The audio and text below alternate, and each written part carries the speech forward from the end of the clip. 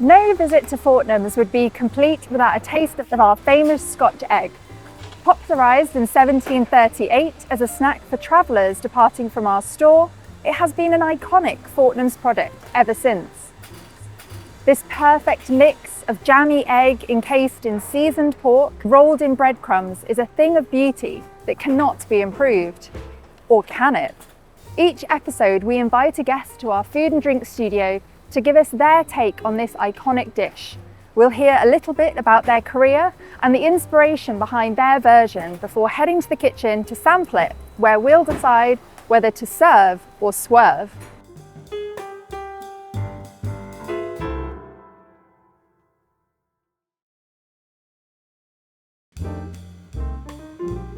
Today we have someone whose cooking celebrates bold flavours and deep cultural roots. She has even gone on to win a Fortnum & Mason Food and Drink Award this year for her book, Kin. Marie Mitchell, it's great to have you here. Oh, thank you for having me. Right, let's head to the kitchen.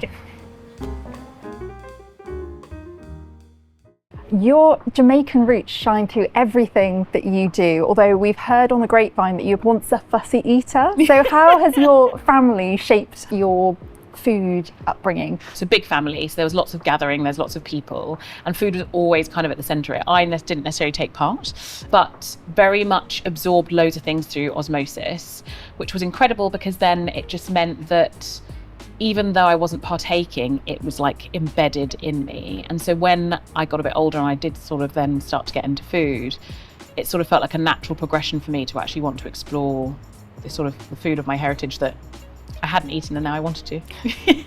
So did your family give you lots of encouragement to pursue that path as well? I mean, I think my mum was like, what is she doing with her life? But when I started the supper club, mum used to help host and dad used to help me cook. So I think actually what they loved about it was that it was this really beautiful chance for us to come together. And because we'd lost my brother, I think at that point it would have been about 7 years prior, it was the first opportunity that we'd had that really felt like we were a family again. There was loads of encouragement, there was loads of support, and I think they just loved being part of something that I was trying to build. How do you kind of balance tradition with innovation in your food? I think I was probably someone who was quite tied to things being traditional to start. And then as time's gone on and I've become more comfortable in who I am as a cook or a chef, and then additionally feeling as if I'm more confident in understanding the culture and the cuisine, I've then been a bit more like, let's experiment, let's bring in different things. And so I think the way in which I look at it is that I approach thinking about seasonality and then what's in season where I am in my locales, whether it's here or elsewhere, and then how can I bring Caribbean sentimentality to it? Also being like, oh, blackberries are in season and thyme is something we use a lot of, so I'll do like a Guinness punch cheesecake with macerated blackberries and thyme, and I just think it's so delicious. Oh, that sounds amazing. It's all right.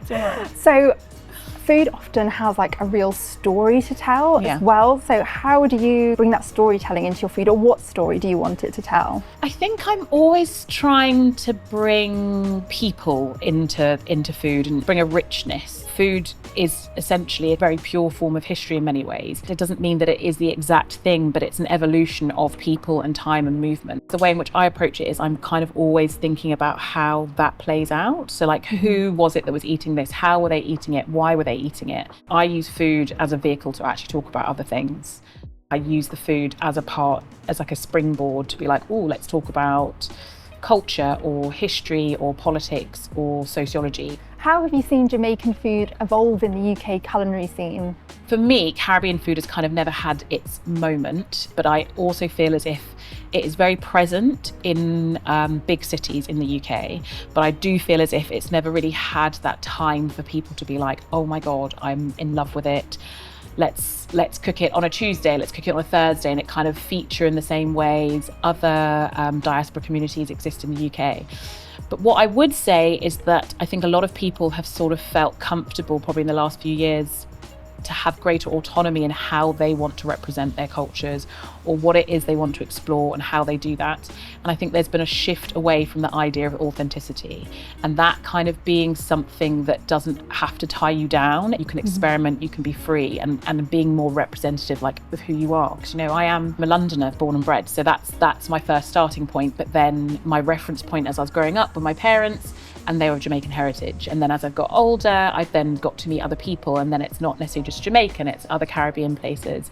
But then equally, it's also African diaspora, it's how they merge together, it's Turkish and Indian and Pakistani, and like just the beautiful melting pot that London is. And then those things featuring and how I get to then experiment and bringing different elements of that into kind of what I do. Amazing. That brings us quite nicely into talking about Scotch egg. Yeah. So how did you find the inspiration for this challenge, or kind of what inspired you? An iconic London dish. Yeah. Did you mix that with any Caribbean influence? Yes, of course there's some chili. And just to make it clear that chili doesn't feature in every Caribbean thing, but sometimes it does.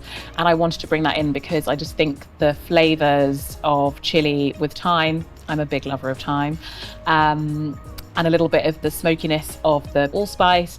I just thought that's like a perfect marriage in heaven. And I was thinking, when I thought about Scotch egg, I naturally instantly was like thinking of pork and jerk because of my Jamaican heritage and smokiness, and so I wanted to replicate that. Obviously I've only pulled a few of the elements, but I wanted to also think about just what pairs really well with pork. And I think these are like delicious flavours that go with it. And then also with a little bit of mango chili sauce or mango chutney on the side, because why not?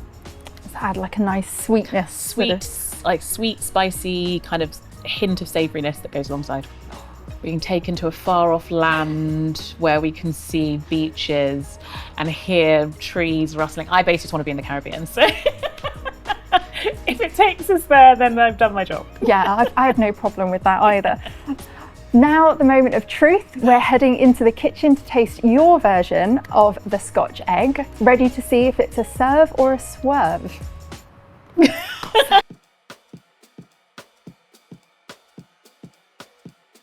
Marie, here's one our chefs have made earlier of your Scotch egg. So serve is basically that it's worthy of going in Fortnum's deli downstairs. Swerve is that it's going to end up in the bin.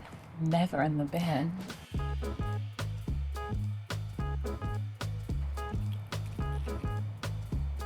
You can have it with the mango sauce, but you can also have it without. I would say maybe a touch more chili. Yeah, because I can taste chili, but it could be stronger. That's really good.